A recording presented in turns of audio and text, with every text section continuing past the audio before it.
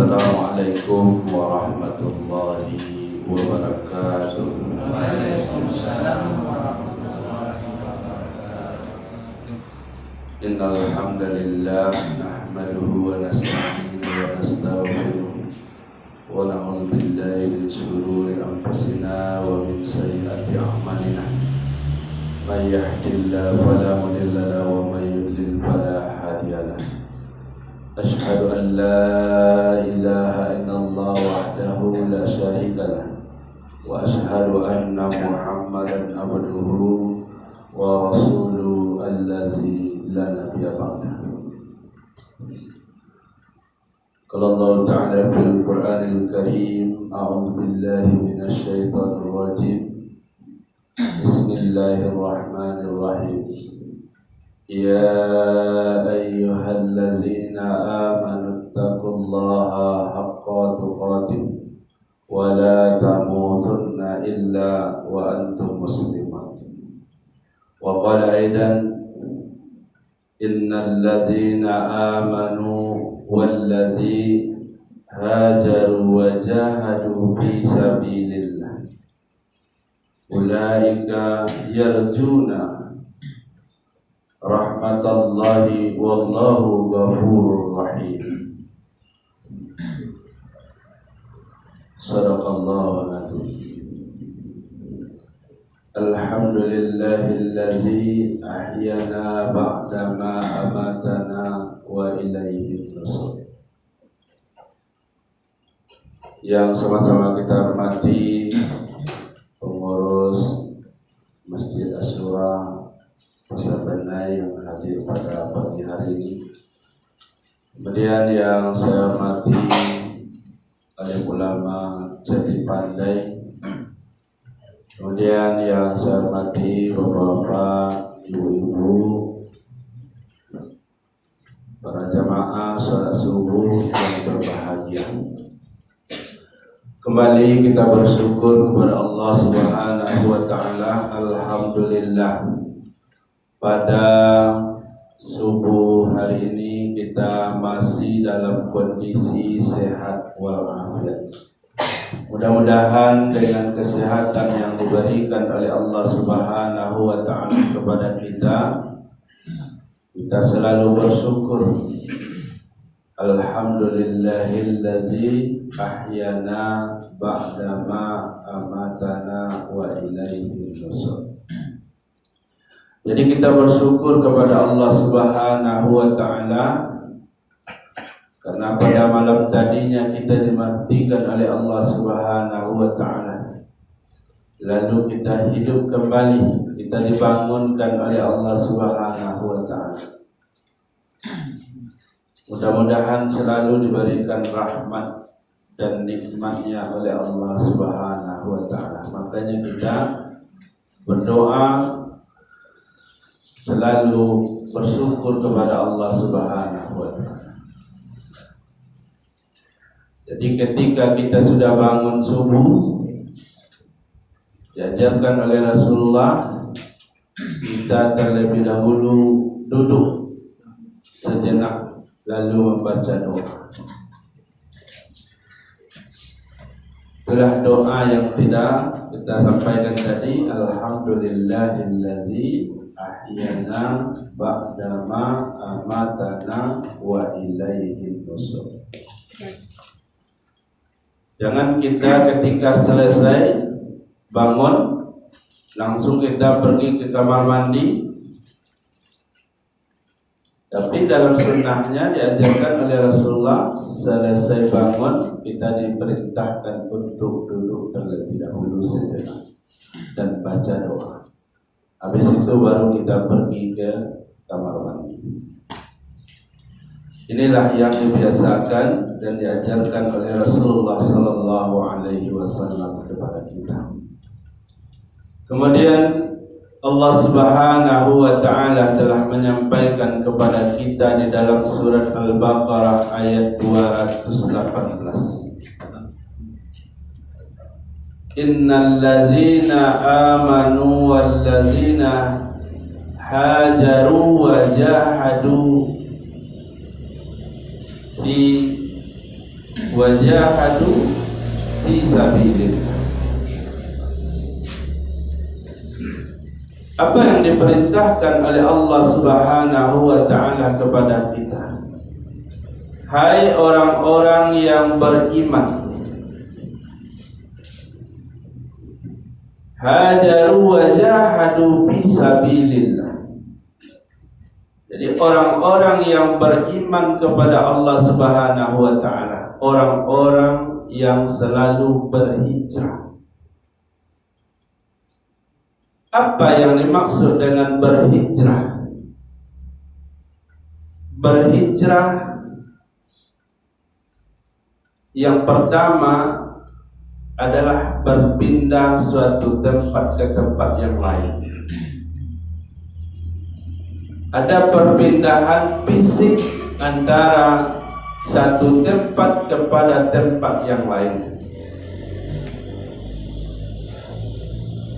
Ada juga menjelaskan bahwasanya hijrah itu ada perubahan.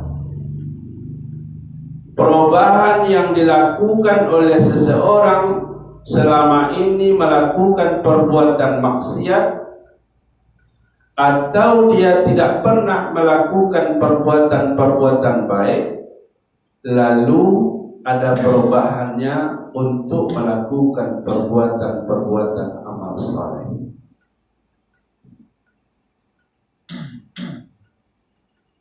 Jadi ini yang disebut dengan hijrah. Hajaru, berhijrahlah. Kenapa diperintahkan oleh Allah Subhanahu wa taala kepada Rasulullah sallallahu alaihi wasallam untuk berhijrah? Rasulullah sallallahu alaihi wasallam telah berdakwah selama 13 tahun lamanya di kota Mekah. Lalu apa yang terjadi? Perselisihan, pertentangan antara kaum kafir Quraisy kepada Rasulullah sallallahu alaihi wasallam. Karena orang kaum kafir Quraisy tidak pernah senang dengan datangnya Rasulullah membawa agama baru, dan ketika itu Rasulullah sallallahu alaihi wasallam menyampaikan kepada para sahabat, berpegang teguhlah kepada agama Allah Subhanahu wa taala. Tapi apa yang terjadi? Tantangan demi tantangan untuk mengajak kepada kebaikan itu tidaklah mudah. Rasulullah sallallahu alaihi wasallam sendiri ditantang habis-habisan, dan perencanaan waktu itu Rasulullah akan dibunuh. Jadi ketika kita mengajak kepada kebaikan di kelompok orang kaum kafir Quraisy, maka terjadilah perselisihan yang dahsyat. Maka ketika itu berkumpullah di rumah Rasulullah sallallahu alaihi wasallam. Para sahabat dipanggil dengan kejadian-kejadian yang telah terjadi kepada Rasulullah dan para sahabatnya. Maka diambillah keputusan, dan ini perintah dari Allah Subhanahu wa taala untuk berhijrah. Secara fisiknya Rasulullah akan berhijrah ke kota Yatsrib. Berarti ketika lingkungan kita itu tidak ada lagi yang baik, ketika lingkungan kita itu tidak lagi memberikan sinyal-sinyal untuk kebaikan, untuk menerima agama Allah Subhanahu wa taala, maka kita berpindahlah kepada suatu tempat. Berarti tempat itu belum bisa kita merubahnya, belum bisa diajak kepada suatu kebaikan. Maka perintah Allah berhijrah.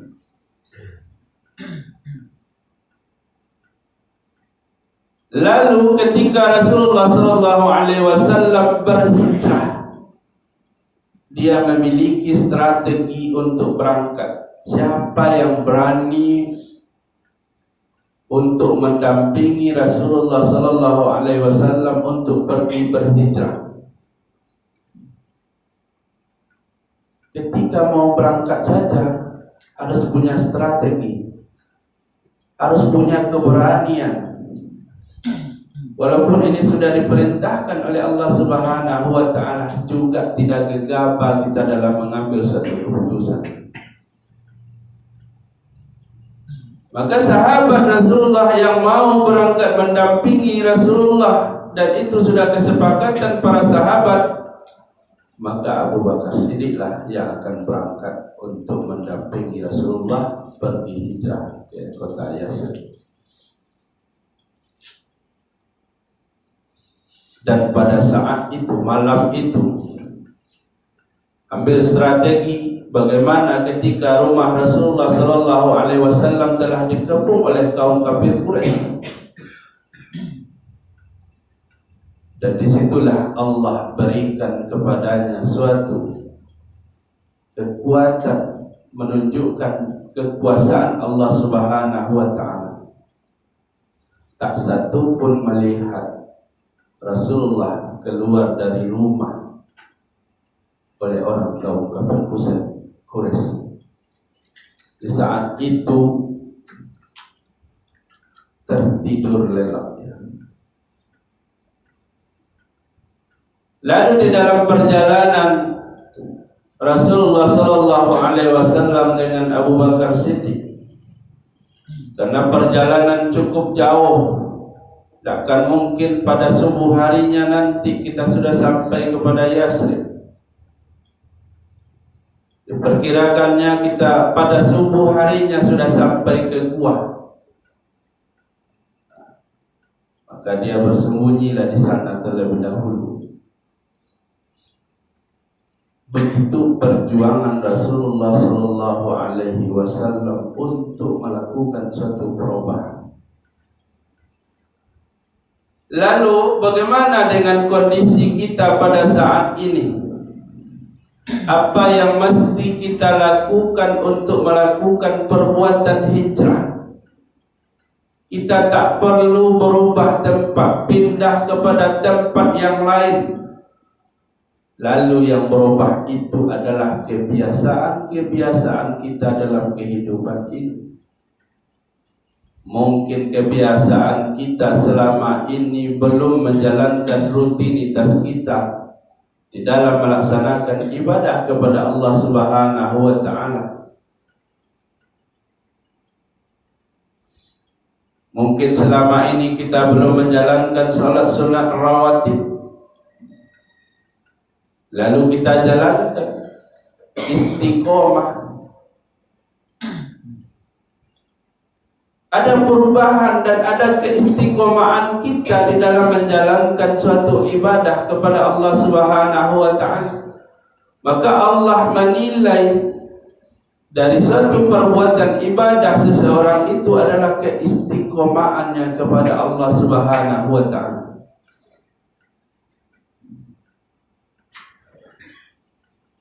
Ada seseorang beribadah dengan jalan berimpak. Pada bulan yang lewat saya sampaikan, berimpak yang dijalankannya 2.000 setiap paginya. Kalau dihitung-hitung dalam satu bulan itu 30 hari, kalau dia membayar 60.000 tuntas.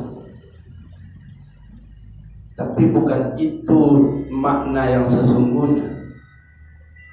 Pembiasaan dilakukan setiap saat, setiap hari itu di dalam berimpak.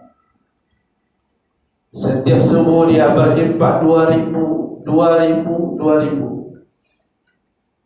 Rupanya kaum muslimin dan muslimat sungguh besar maknanya yang diberikan oleh Allah Subhanahu wa Ta'ala kepada orang-orang yang selalu berbagi tentang rezekinya, berimpak. Allah berikan kekuatan fisik kepada manusia. Allah sehatkan dia. Allah berikan kepadanya kekuatan iman. Ketika seseorang itu istiqomah di dalam ibadahnya kepada Allah Subhanahu wa Ta'ala. Kaum muslimin dan muslimat sidang jamaah salat subuh yang berbahagia. Kemudian yang kedua yang diperintahkan oleh Allah Subhanahu wa Ta'ala, setelah seseorang itu beriman kepada Allah, berhijrah kepada Allah, lalu yang kedua berjihad, berjuang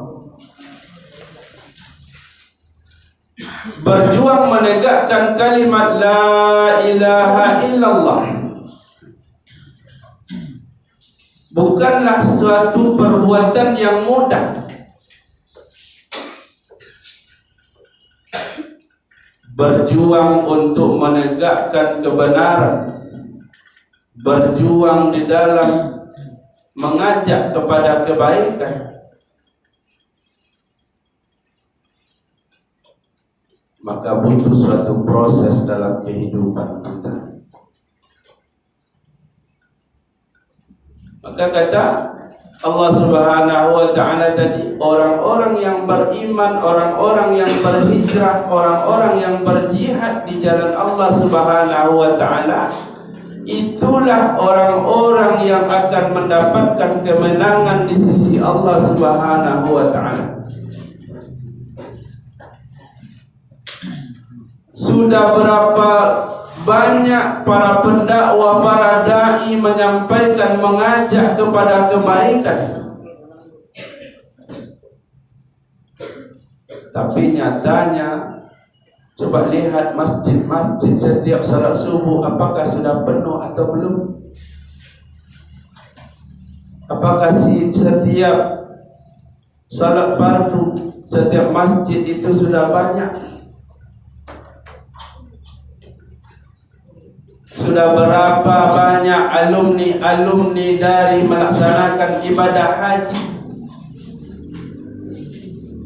Apakah sudah memberikan contoh-contoh yang terbaik? Ini merupakan jihad. Jadi jihad itu bukan saja perang, tapi jihad berjuang untuk menegakkan agama Allah. Jihad adalah berjuang bagaimana kita bisa menjalankan perintah Allah.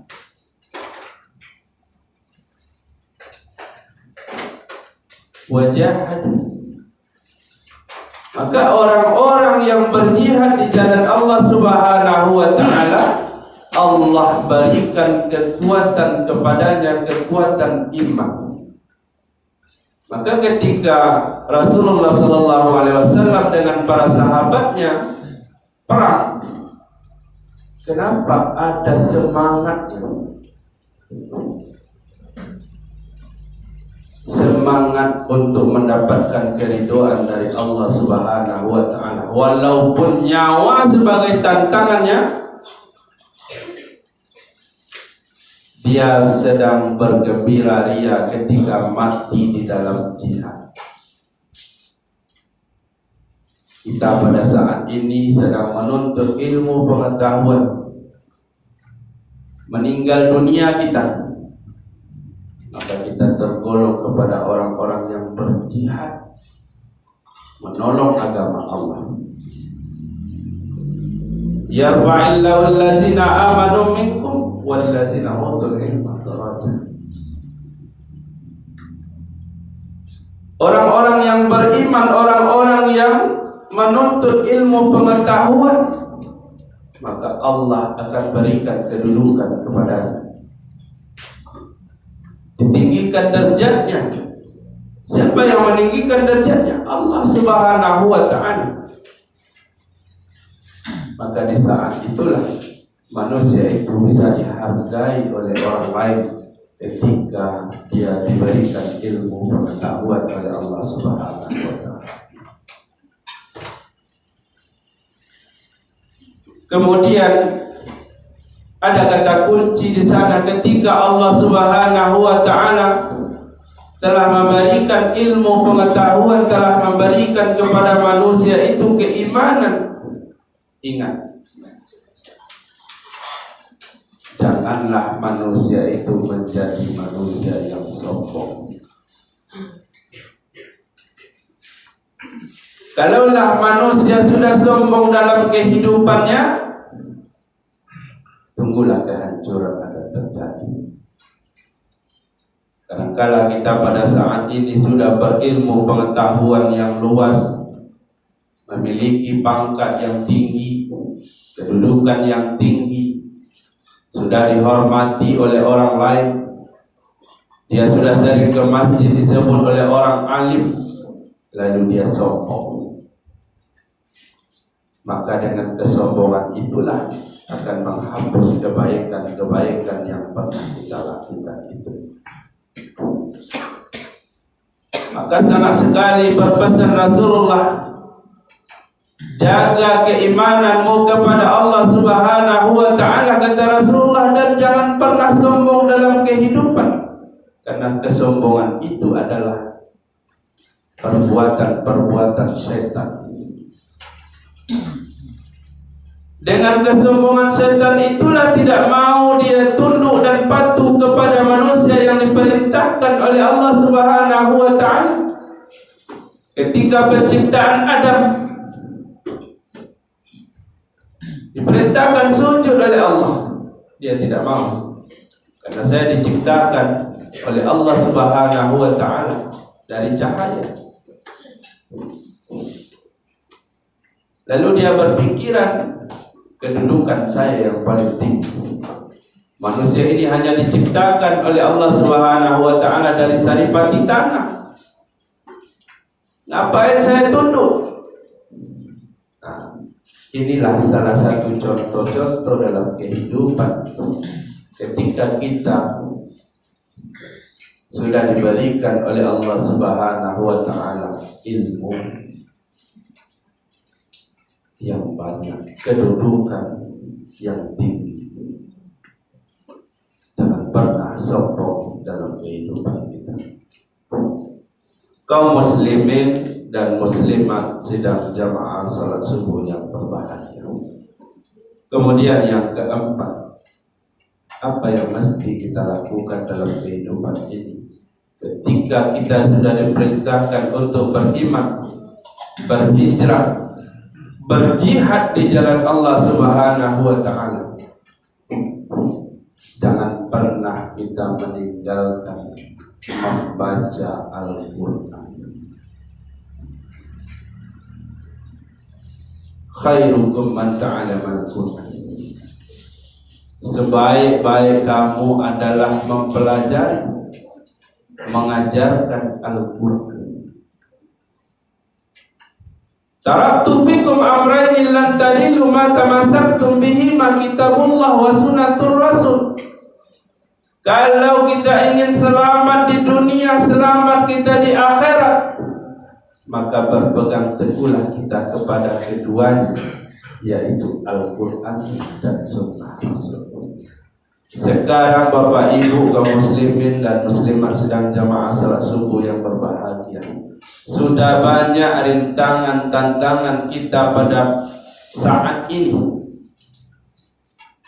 Generasi-generasi kita sudah mabuk oleh media sosial, oleh handphone yang salah gunakan, dan juga anak-anak kita pada saat ini karena sering melihat handphone dan menggunakannya, mungkin gadget dan lain sebagainya, bisa menjadi orang yang linglung. Ini penyakit.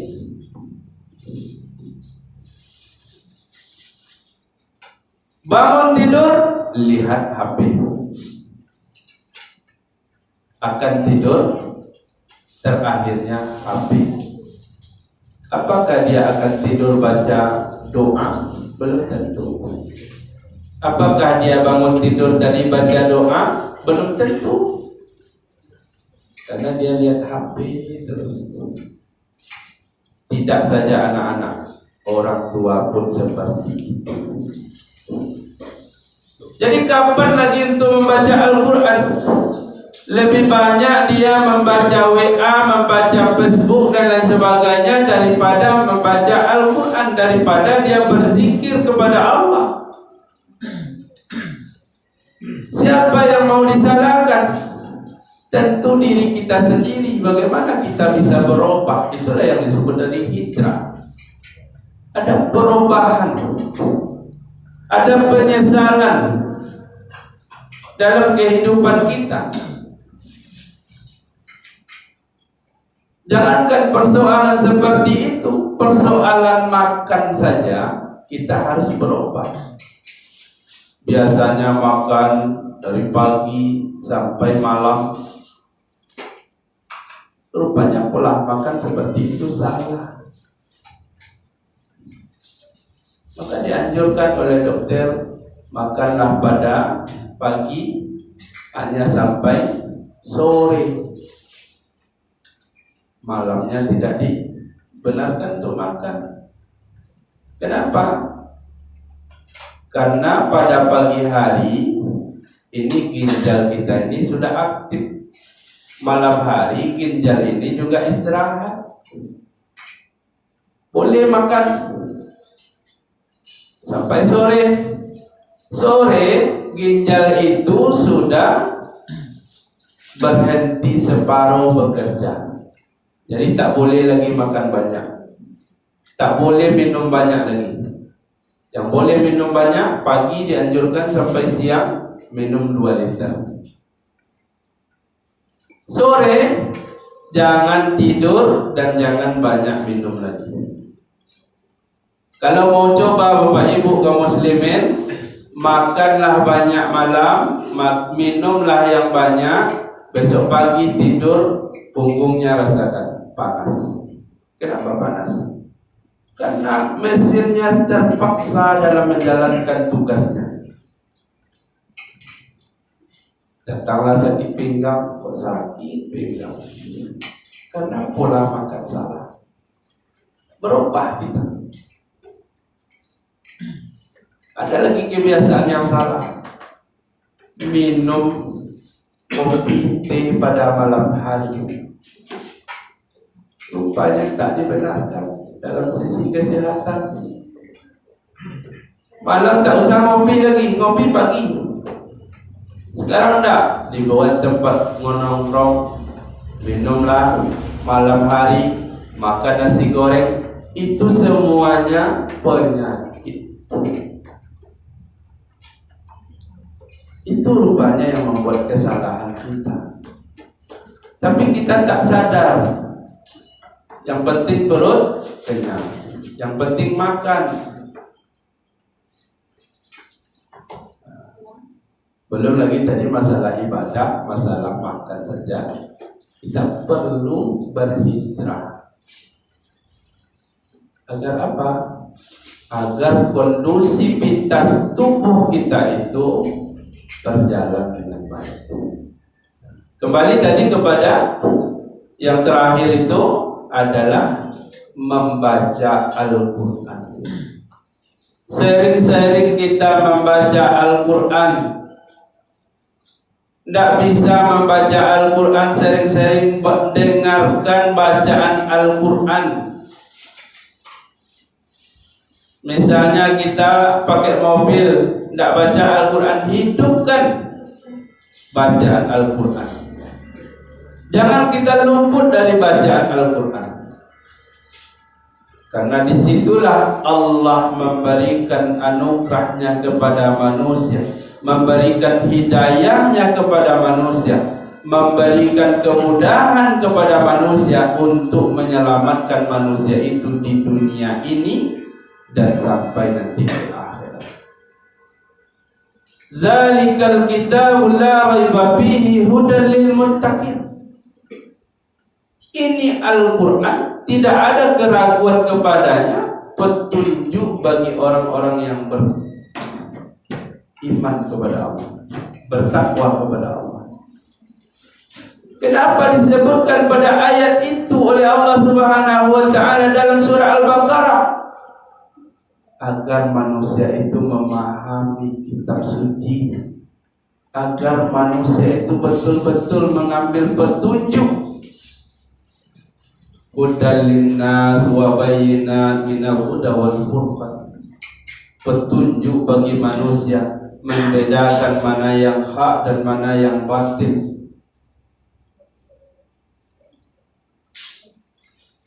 Jadi sekarang kalau petunjuk itu ditinggalkan, maka tunggulah saatnya kita tersesat. Kalau sudah tersesat kita, kalau tidak kembali kepada jalan pangkal, maka kita akan tersesatlah selama-lamanya. Lihat lagi di dalam surah Al-Baqarah ayat 10. Di dalam diri manusia itu ada penyakit. Kalau penyakit itu kita teruskan, maka Allah tambah penyakit itu. Sakit apa? Sakit hati. Manusia ini ada potensi pada dirinya penyakit hati, hasad, iri hati, dengki. Kalau sudah penyakit ini dikembangkan oleh manusia pada dirinya, tunggulah manusia itu tak akan pernah senang dalam hidup. Hasad, iri kepada orang lain, tak senang orang lain itu senang, tak senang orang lain itu bahagia, cemburu, apalagi dengki. Kalau sudah sampai kepada dengki, dia tidak senang dengan orang lain, lalu bagaimana orang lain itu disakitinya? Janu itu baru beli Honda yang baru, kita tidak suka dengan dia. Kenapa tidak suka? Dia beli Honda yang baru. Awas kan nanti saya bocorkan kan. Itu namanya dengki. Kan banyak seperti itu penyakit yang ada pada diri manusia. Maka lihat Al-Quran, baca Al-Quran. Karena tadi kita sudah meyakini bahwasanya Al-Quran itu adalah pedoman hidup kita. Kalaulah pedoman hidup kita itu kita lihat, kita baca, kita amalkan dalam kehidupan kita sehari-hari, mudah-mudahan Allah ijabah, Allah kabulkan, Allah berikan petunjuk kepada kita agar kita selamat dunia dan selamat akhirat. Dan itulah menjadi suatu cita-cita kita. Terakhir ada kisah seorang ulama dari Maroko. Apa kisah dari seorang ulama itu? Dia bermimpi bertemu dengan Rasulullah SAW.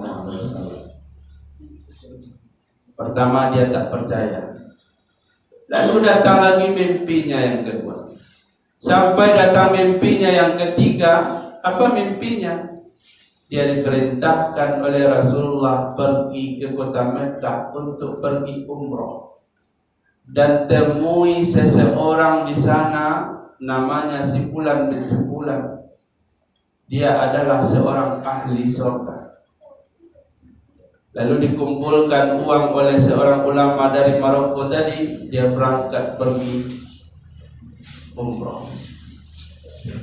Lalu sampai di kota Mekah, dia bertanya kepada ulama-ulama kota Mekah, ada yang mengenal namanya si Fulan ini. Dicarilah, ketemu. Rupanya si Fulan yang tadi yang diperintahkan oleh Rasulullah tadi, seorang yang menjadi kebiasaannya degil dalam kehidupan. Lalu bertanya ulama tadi, Apa yang menjadi amal kamu sehingga Rasulullah perintahkan dalam mimpinya kepada saya, kamu adalah seorang ahli surga? Dia sendiri pun tidak tahu. Tidak ada amalan saya yang luar biasa. Padahal saya orang yang degil.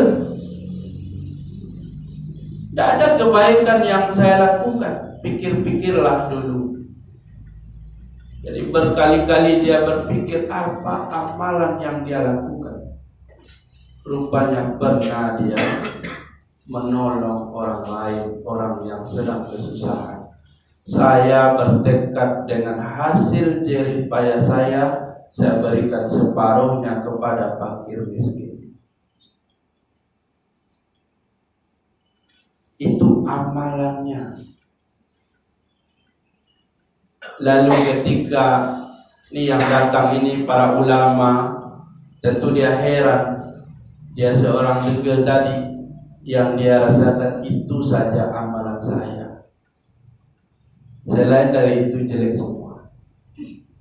Lalu diajaklah oleh ulama tadi, mari kita pergi sholat ke Masjidil Haram. Sampai di sana dia menangis, dia tertunduk malu karena selama ini yang dia kerjakan kebaikannya hanya yang satu tadi. Lalu di saat dia sholat, ketika dia sujud, di saat itulah dia tiada. Dan apa artinya? Mungkin selama ini kita belum berbuat apa-apa, belum menjalankan amal ibadah kepada Allah Subhanahu wa Ta'ala secara sempurna. Ada di antara amalan-amalan kita itu nanti yang diijabah oleh Allah Subhanahu wa Ta'ala. Mari kita perbaiki diri kita untuk kembali kepada Allah Subhanahu wa Ta'ala. Lebih dan kurang mohon maaf. Assalamualaikum warahmatullahi wabarakatuh.